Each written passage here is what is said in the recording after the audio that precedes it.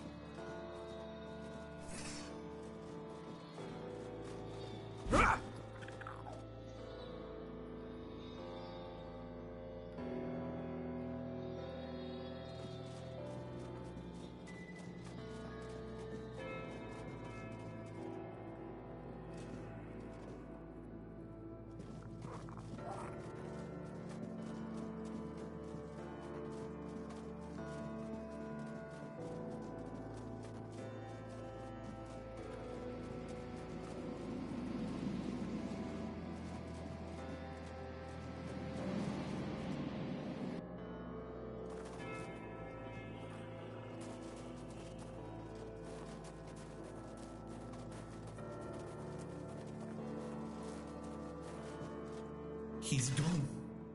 Young prince, the midwife who will wring my neck with her bare hands. I can't. No, I won't go back to her like this. And the queen, she'll do worse. Much worse. Have you ever seen her angry? She has ways. Cruel. The lash is the kindest punishment among all of them. My favorite. Oh, yes, of course. Straight into the void. He stood there for a long while, just staring into the well, and then he was gone. He just stepped in like it was the most... Are you mad? Who would do it? You're not being serious. Oh, surely you don't mean to. Oh, may the... Oh, no, wait. Better they don't look upon someone heading in. But I wish you luck. Remember, everything you do is being...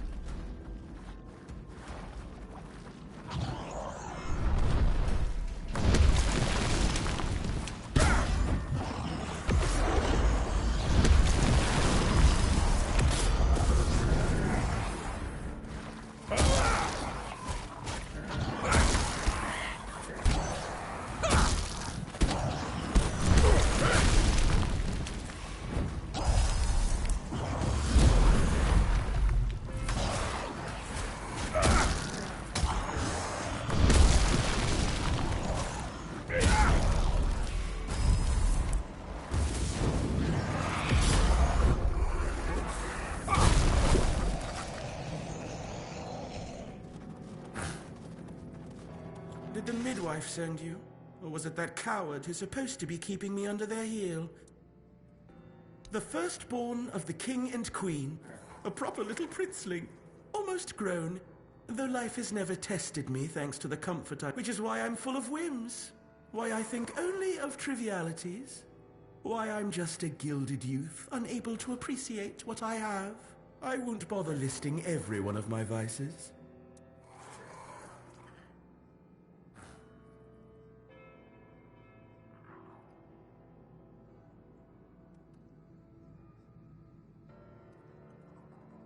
Don't take it personally. You're not that... I just wanted you to leave me alone. But as always, everything in this house proves hopelessly any form of service. Flawed and feeble. They lack competence. Next time, I'll find a deeper Mother won't be pleased with how miserably the court servants perform their duties. Well then, we can skip pedagogical lectures, as I know you'll force me to, and later I'll try to run away. Of all my mother's obsessions, control is her greatest. Everything must bend. That's why I take so much pleasure in defying her. Poor father, letting her trample him like that. It seems... They say I take off. Look closely, and you'll see all. How pitiful. Above? What above? There's nothing there. Here, emptiness turns into more emptiness. Nothing begins, nothing ends. I'll tell you something. This place, all this darkness and silence, is no different from what awaits us in the garden. Spare yourself the trouble. You don't have to drag me by the hand. I know the way back. The Queen's little lapdog.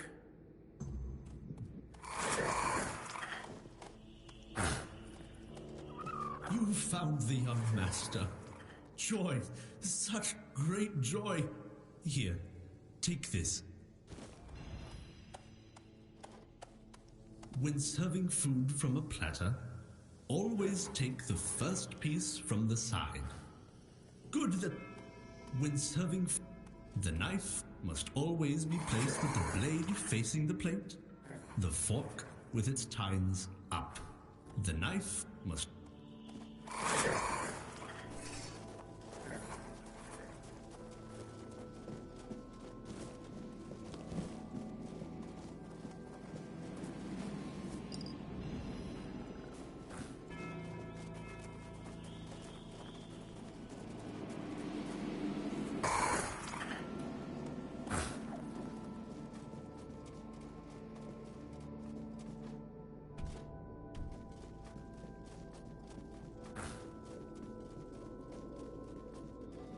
You've done what you were asked to do. She stitched them into her prayers. Yet the god, a mother should not outlive her children. I must preserve their existence. But how can I when they are gone? You've done what you were asked.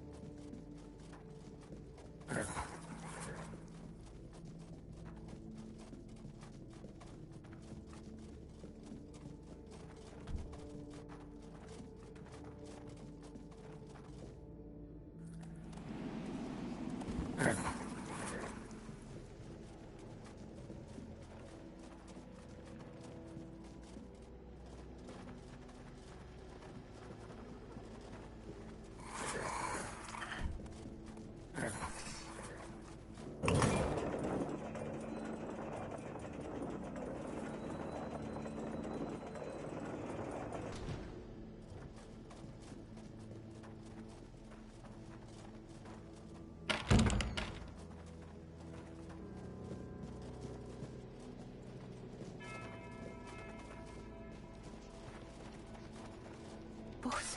No, not pause. Pause in the letters. These, all of them. Letters to beloved. I write only letters to Sister has a tablet. One in Sagramor's arms. Once, me in Bor's arms. I write.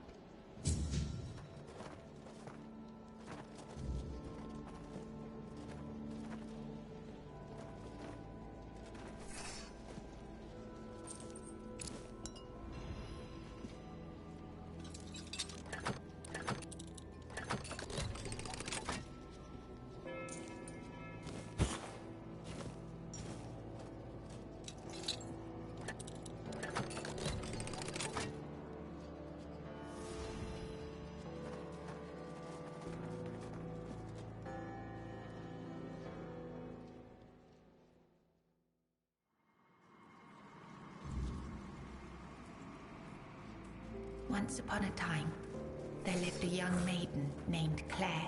She had 2 sisters, and together they resided in a resplendent castle within a land untouched by the cruelty of time. In this unchanging realm, there was neither the sorrow of endings nor the joy of beginnings.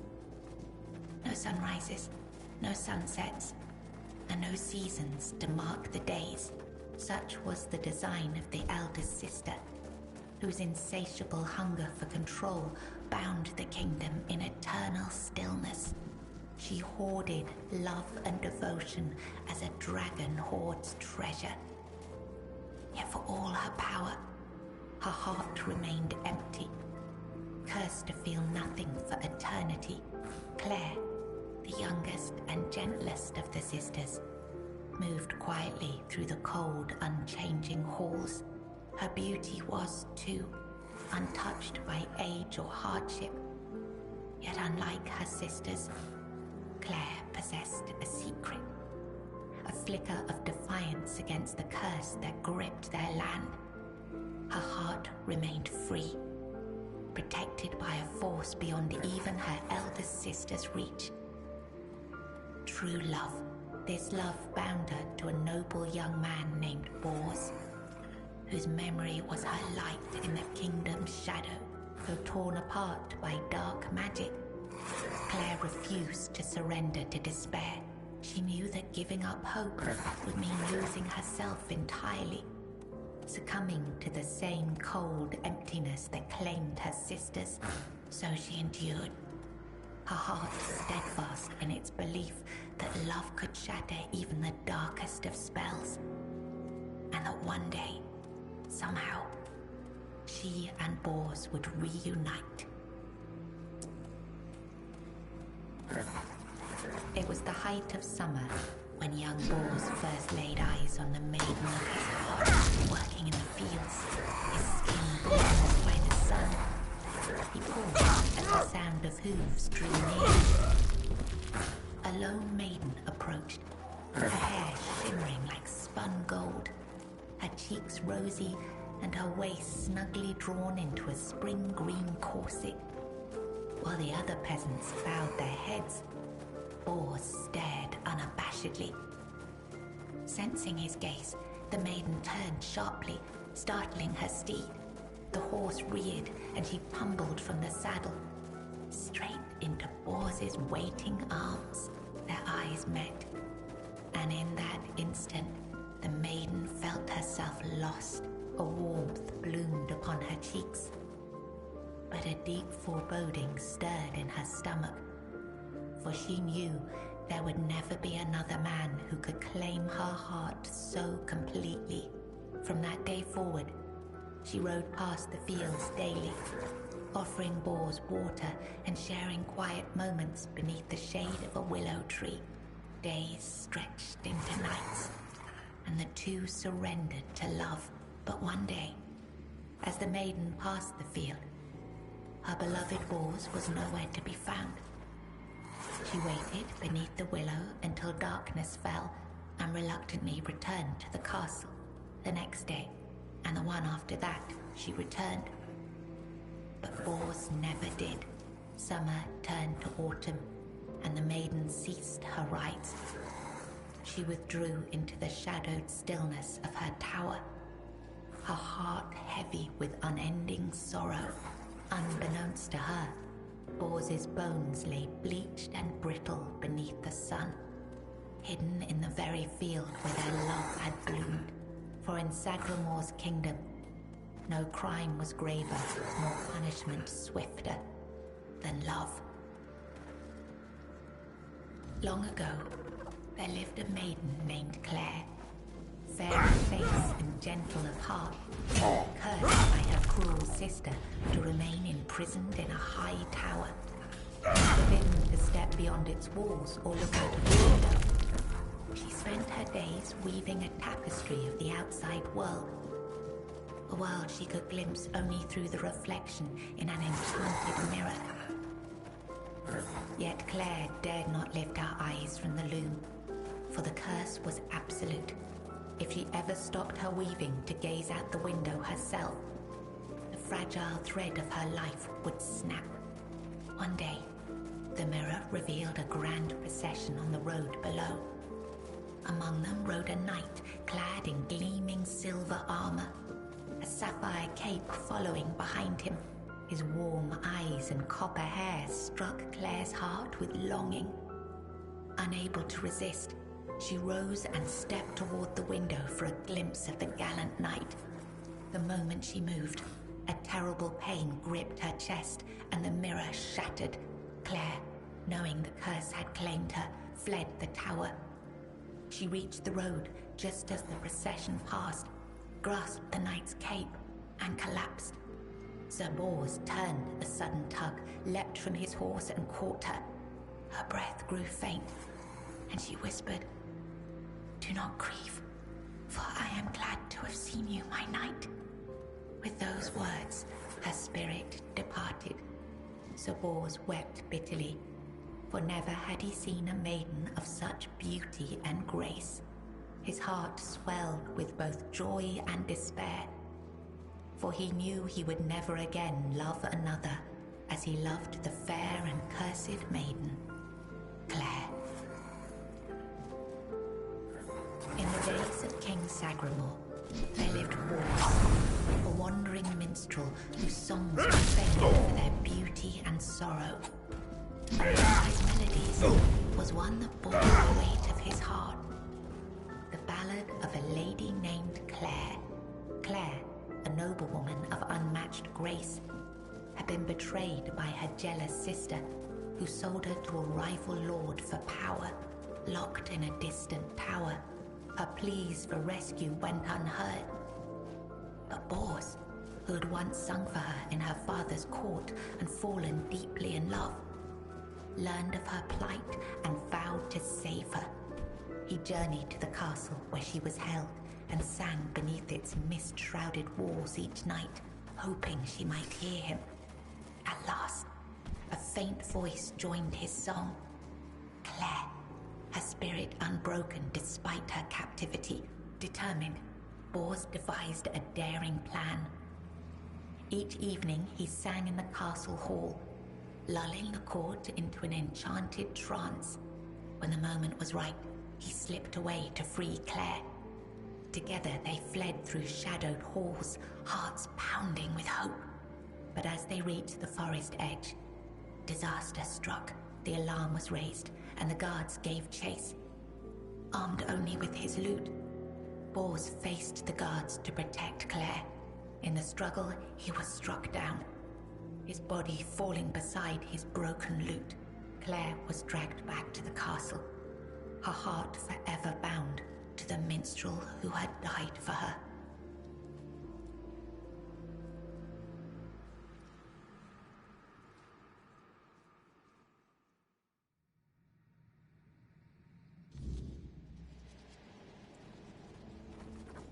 I was writing something important.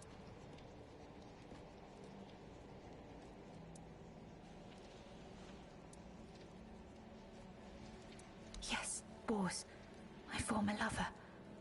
I have fond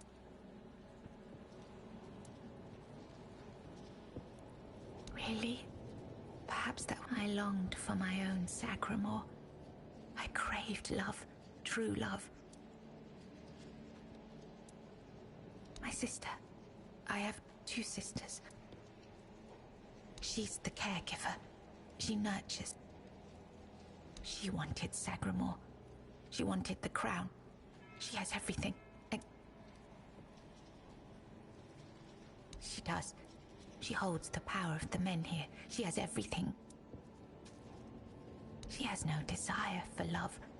She wants to rule. Love is not necessary. It's at the very top, above all else. Here, you've read these notes on the stacks of... Strange. Enough. She sees all, hears all.